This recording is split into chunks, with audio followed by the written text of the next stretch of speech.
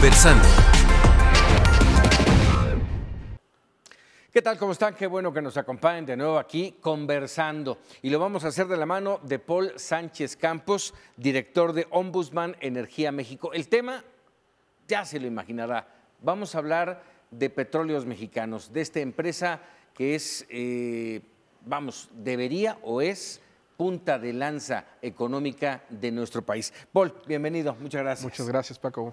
A ver, de entrada me gustaría que nos explicaras qué es Ombudsman Energía México AC. Bueno, Ombudsman Energía México AC es una organización civil sin fines de lucro que tiene como fin incidir, defender y promover derechos en el sector energético. Y por derechos me refiero a derechos humanos, derechos del consumidor, derechos indígenas, ambientales, sociales, económicos. En general, tratamos de ser un apoyo para empresas, gobiernos y principalmente ciudadanos y consumidores para ayudarles a conocer sus derechos y cómo defenderlos, qué canales tengo, qué pasa si me llegó muy caro mi recibo de luz, qué pasa si no entiendo qué gasolinera no me da litros de a litro, dónde tengo que cargar. Tratamos de aconsejar a los ciudadanos y también emitimos recomendaciones a las autoridades en qué cosas deben mejorar la calidad de los productos, del consumo, de los ciertos niveles regulatorios que deben de tener para beneficiar finalmente al consumidor, que somos todos. Sí, todos somos consumidores. Y es básicamente un acompañamiento, la consejería y un acompañamiento. En efecto, asesoramos, orientamos y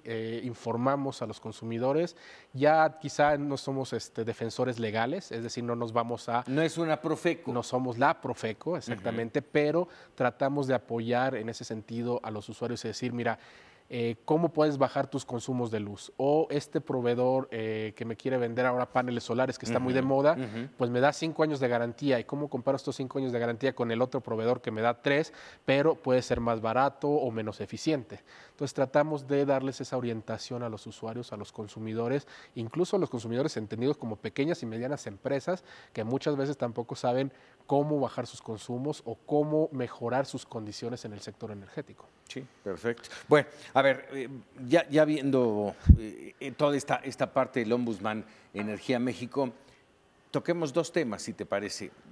Había enfocado sobre Pemex, pero vamos a hablar también un poquito de la Comisión Federal de Electricidad, que es un tema que siempre llama la atención. Pemex, estamos hablando de la empresa líder, una de las grandes empresas petroleras en el mundo, una de las empresas más endeudadas del mundo, y que recientemente se dieron a conocer los resultados del 2019, pésimos, muy malos, con pérdidas importantes, cuando en la administración que estamos ahora con Andrés Manuel López Obrador se le dieron recursos, se le metieron recursos. ¿Por qué los resultados son tan malos?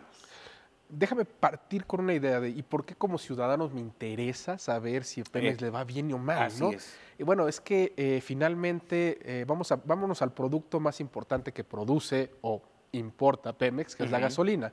Entonces muchas veces, bueno, el presidente dijo que no va a subir la gasolina más allá de la inflación, pero eso también significa que no va a bajar más. Y entonces ahorita que tenemos precios récord de más bajos pesos petroleros en el mundo, la gasolina en México sigue costando que cuando costaba 80 o 70 dólares el barril. Entonces, de entrada lo que debemos entender es que todos, cuando cargamos combustible, estamos pagando un impuesto para darle más dinero a Pemex, y eso significa que estamos de manera indirecta financiando a la empresa que, en lugar de generar un valor al país, está generándole una carga tributaria indirecta, por ponerlo de una forma, a todos los mexicanos cuando cargamos gasolina. Este es el IEPS. Este es el IEPS. Que recaudó, según tengo entendido, Hacienda, 342,000 millones de pesos. Exactamente, es una recaudación récord. O sea, el IEPS se convirtió en un instrumento de recaudación. Y claro, o sea, el presidente pudo haber cumplido su promesa inmediatamente de decir, bajan los combustibles mañana, quitando el IEPS. Pero eso hubiera sido un balazo en el pie. Se hubiera quedado sin recursos. Si de por sí el precio del barril se desplomó, se hubiera quedado sin recursos. El IEPS se ha convertido en una herramienta recaudatoria, pero tiene un problema. El IEPS debe ser un instrumento que está asociado a una externalidad, algo no deseado.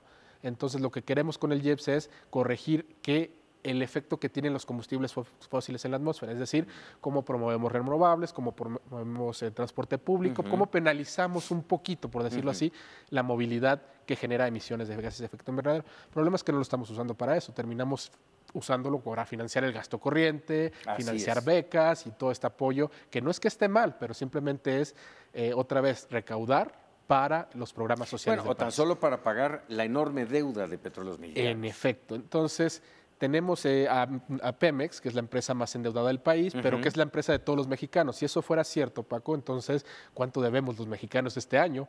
Porque Pemex salió negativo. Entonces, pensándolo de esa manera... ¿Te acuerdas cuánto perdió? Creo que fueron más de 134,000 millones de pesos, no, algo así, no tengo ahorita el dato. En 2019. En 2019, exactamente. Entonces, estamos hablando de que, ¿qué te gusta? Entre 1,000 y 4,000 pesos deberíamos estar poniendo cada mexicano para, para más o menos nivelar las cuentas. Sí, ahorita. para más o menos nivelar las cuentas sin tomar en cuenta la deuda. Sin tomar en cuenta la deuda y los pasivos laborales que tiene la empresa. Ujú. Entonces, simplemente para que en 2019 hubiera salido en ceros. O sea, ni ganar ni perder, pero con deuda laboral, pasivos laborales, y con la deuda a los mercados internacionales. A ver, regreso a mi primera pregunta. ¿Por qué esto pasó en Petróleos Mexicanos cuando se le inyectó dinero? Bueno, es que desafortunadamente es muy triste, pero Pemex no es rentable desde hace muchos años. No es una cuestión de este gobierno, No, es por rentable supuesto. desde hace muchos años. ¿Lo dejamos morir? Vaya, Desde hace muchos años. no se tomaron las decisiones correctas durante muchos años. O sea, siempre ha sido difícil entrarle a Pemex, por dónde, hay muchas ineficiencias, pero hay decisiones difíciles que a veces se tienen que tomar en pro de salvar a la empresa de los mexicanos. Yo creo que Pemex es una empresa de los mexicanos y debe continuar como tal. Pero son decisiones que se toman en otros países. Petrobras en Brasil hace unos años era la empresa más endeudada, incluso sobre Pemex. ¿Qué es lo que tuvo que hacer Petrobras? Pues tomaron decisiones de política importante que fue vender refinerías, vender estaciones de servicio y vender otras áreas de negocio que no eran redituables, que ya como política energética del país no podían seguirse sosteniendo. Entonces, es una decisión importante. ¿Dónde genera números negros Pemex? ¿Dónde genera dinero para los mexicanos? Y ahí es donde se debería enfocar y no en esas áreas donde estamos perdiendo, por ejemplo, refinación. Y estamos construyendo y reparando. Estamos construyendo y reparando para llegar, si en el mejor de los casos, a perder menos, pero no a ganar dinero, no a generar. A ver, porque por ahí va un tema interesante. Tenemos una gran cantidad, afortunadamente todavía, de petróleo para extraerlo. Pero ese petróleo se puede refinar en nuestras refinerías. Híjole, sí y no. El petróleo crudo que tenemos tradicional en aguas someras, el de los campos prioritarios en el sur, petróleo maya. es el petróleo pesado. Pesado. Que es difícil para nuestro Sistema Nacional de Refinación procesar, pero que lo ha hecho hasta el día de hoy. ¿Qué es lo que pasa? No es que no se pueda, es que es un poco más caro. Y dos, el mantenimiento es más costoso, mantenimiento que por muchos años no se le ha dado al Sistema Nacional de Refinación. Pero te la cambio, desafortunadamente, o afortunadamente, no sé cómo lo queramos ver, todos los recursos prospectivos que se encuentran en el norte que requieren esta técnica llamada fractura hidráulica o fracking, es crudo ligero. Y entonces eso te cambia el paradigma. Claro, es un debate. ¿Quieres ese crudo ligero? Hay que pasar por controles y un debate muy importante social y ambiental sobre si se debe usar o no el fracking y si se va hacia una transición energética o no. Pero de que hay crudo ligero en México, hay crudo ligero en México. Ese sí se podría trabajar en nuestras refinerías. Es mucho más barato de trabajar, es mucho más, pues es atractivo, más caro y es dulce en algunos casos, lo cual permite que no tenga tanto azufre y por lo tanto pues es hasta más, es mejor que seguir sacando petróleo Y sería pesado. más fácil de extraer, valga el término. Quizá esa es la pregunta del millón, ¿no? ¿Qué tan fácil de extraer será? En teoría tendría que pasar lo que ha pasado en Texas, que son cientos de miles de pozos que están generando muchas empresas y que han generado un boom desde 2008 a la fecha, que ahora es Estados Unidos otra vez el mayor productor de petróleo del mundo. Entonces, otra vez. Y quien almacena más petróleo en el mundo. En además. efecto. A ver, dime una cosa para que todo el mundo lo recuerde y lo entienda. ¿Qué es el fracking? Bueno, el fracking es un proceso de fractura hidráulica que es usar agua básicamente, para romper una serie de rocas que no son impermeables y no son porosas, y por lo tanto no permite que se acumule, como conocemos normalmente, el hidrocarburo en un lugar y poderlo sacar completamente en un solo sorbo. Entonces lo que pasa es, se rompen se usa agua, se rompe la piedra y se ponen unos apuntalantes, una arena y algunos líquidos y otros insumos para mantener abiertos los poros, que se pueda otra vez extraer, absorber sacar el gas, que es lo más importante, o sea, lo más, lo que tiene más, y sale asociado también otros líquidos del gas y algo de petróleo.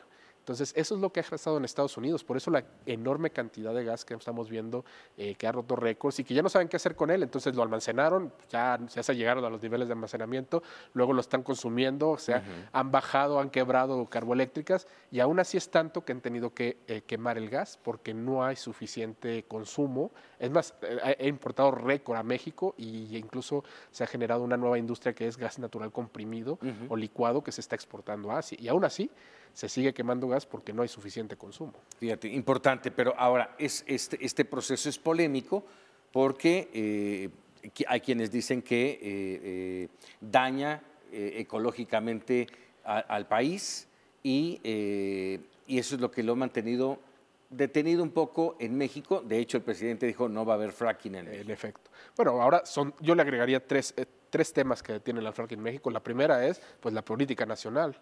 Esto no es para que una empresa lo haga.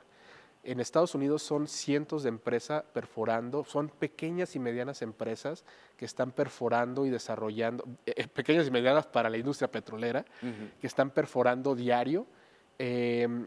Y entonces en México pues no estaría para una empresa que como Pemex de tal tamaño que pues tenga que estar comprando y rentando equipos para utilizar en gran cantidad de pozos que se requieren. Sí, una gran inversión. Exactamente. Y en la segunda es los temas sociales, los temas ambientales. Vámonos a los. Ahora, ¿existe la regulación? Sí. La regulación debería ser más extensa y específica, hay que estudiarse más también porque no tenemos mucha experiencia. Pero no se cumplen. Exacto. Entonces, no se cumplen. Y esa es la tercera, es cuáles van a ser los efectos para en caso de un incumplimiento, cómo vas a sancionar a las empresas por haber incumplido y generar un desastre ecológico. Esa es la más importante. Y ahí está el tercer tema para mí, que es lo social, porque no queda claro ahorita todos los procedimientos de licencia social que requieren los usuarios para permitir que entren a sus tierras procesos pues, de este tamaño que pueden tener un efecto en sus terrenos y en sus acuíferos y todo esto.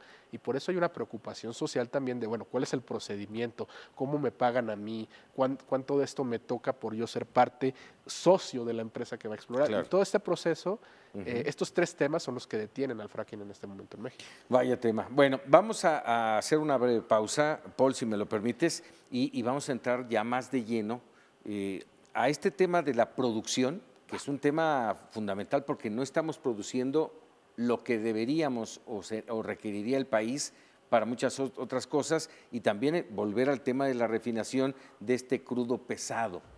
¿Qué nos sale más caro?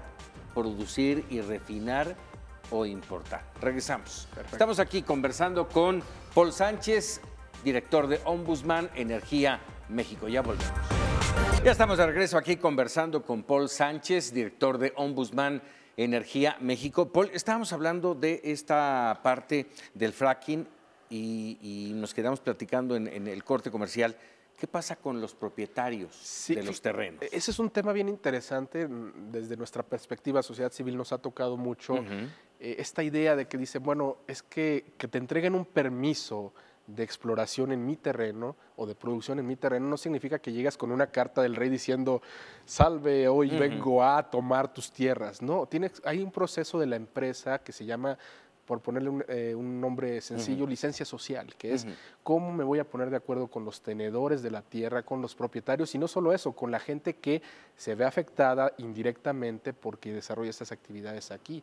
Y todo eso tiene un procedimiento que en algunos casos es difícil de entender qué va primero. Primero voy con la gente, primero ya tengo mi título de producción, ya le estoy pagando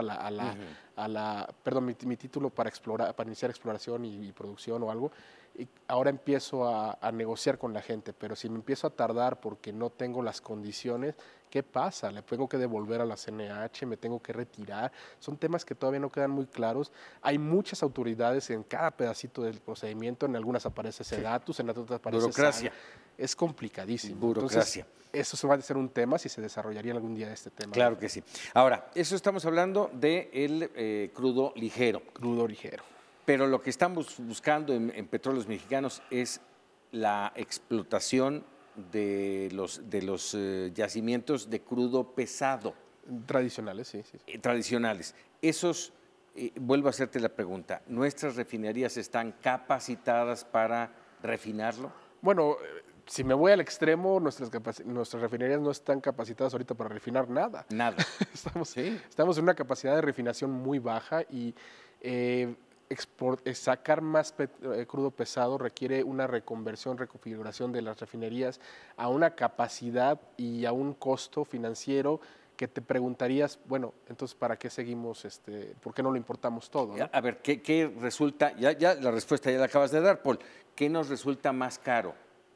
¿Producir, refinar o importar?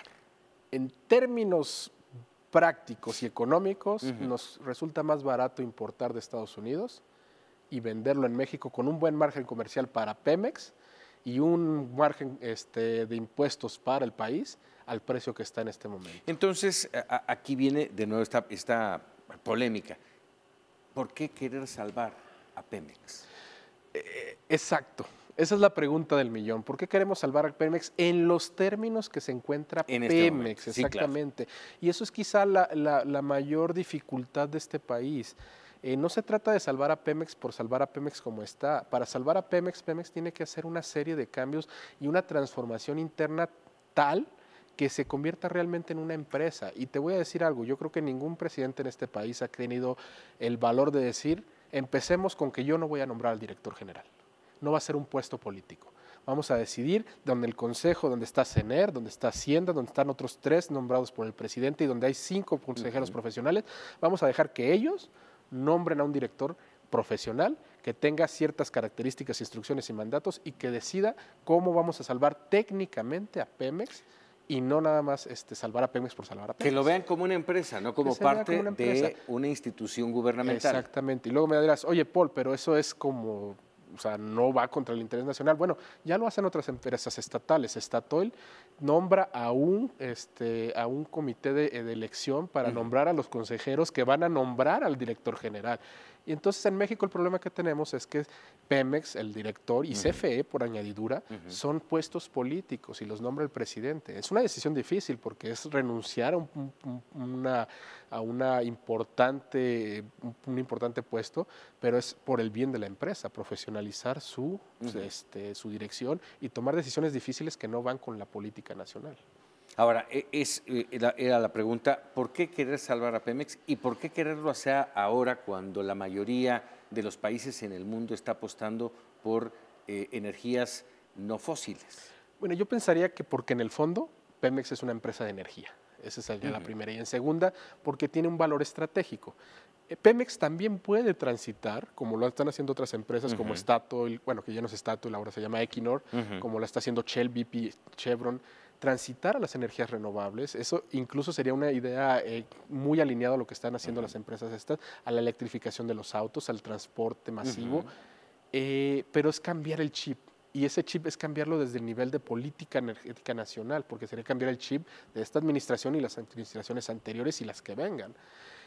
¿Por qué salvar a Pemex? ¿Se ve difícil? Se ve bastante difícil, pero ¿por qué salvar a Pemex? Porque finalmente tienes recursos humanos capacitados, tienes información importante y una de las mejores prácticas internacionales con países petroleros es tengan una empresa petrolera del Estado porque eso reduce la asimetría de información.